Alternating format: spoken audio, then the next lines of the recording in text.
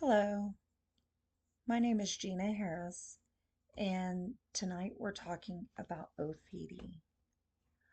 When people hear the term OCD, many immediately think of someone who likes things super clean or perfectly organized. Probably even heard someone say, I'm so OCD about my desk, or my playlist has to be in order. It's my OCD. But here's the thing, that's not what obsessive compulsive disorder really is. OCD is a serious mental disorder that goes far beyond personality quirks or personal preferences. It involves distressing cycles of unwanted thoughts called obsessions and repetitive behaviors called compulsions.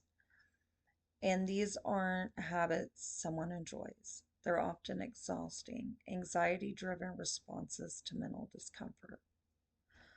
According to the DSM 5-TR, to be diagnosed with OCD, a person must experience obsessions, compulsions, or both in a way that is time consuming or significantly interferes with daily life. Think of hours spent checking, counting, cleaning, or silently repeating phrases in one's head just to feel safe or to stop something bad from happening. Let's look at an example. Someone who can't leave their house without cleaning the front door repeatedly, not just once or twice, but 10 or 20 times, even though they know it's locked. A terrifying doubt creeps in, saying, what if it's not? What if something goes wrong? That's just not being cautious. That's a mental trap that they can't escape. What's most heartbreaking is that many people with OCD are aware that their thoughts don't make logical sense. But knowing that doesn't stop the fear, and the fear is what drives the behaviors. Now, what causes OCD is not one simple thing. Researchers believe it's a combination of genetic vulnerability, brain chemistry, especially involving serotonin, and early life experience. In some families, OCD seems to run in the genes, but it also appears more often in people that have gone through trauma or highly stressful events.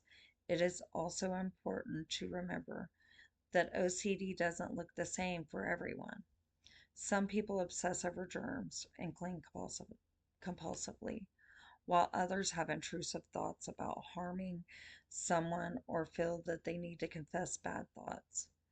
Some silently pray or repeat words in their mind for hours, afraid something terrible will happen if they stop. One thing all forms of OCD have in common, they disrupt people's lives. It's not about being overly tidy or feeling mentally trapped.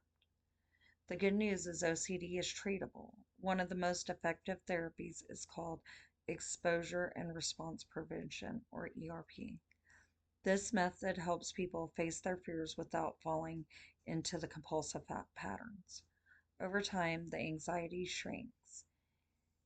It is hard work, but it works. Medications like SSRIs can also help by balancing the brain chemicals involved in anxiety obsessions. But the therapy only works if people feel safe enough to reach out. And unfortunately, because OCD is so misunderstood, many suffer in silence or feel ashamed. That's why education matters.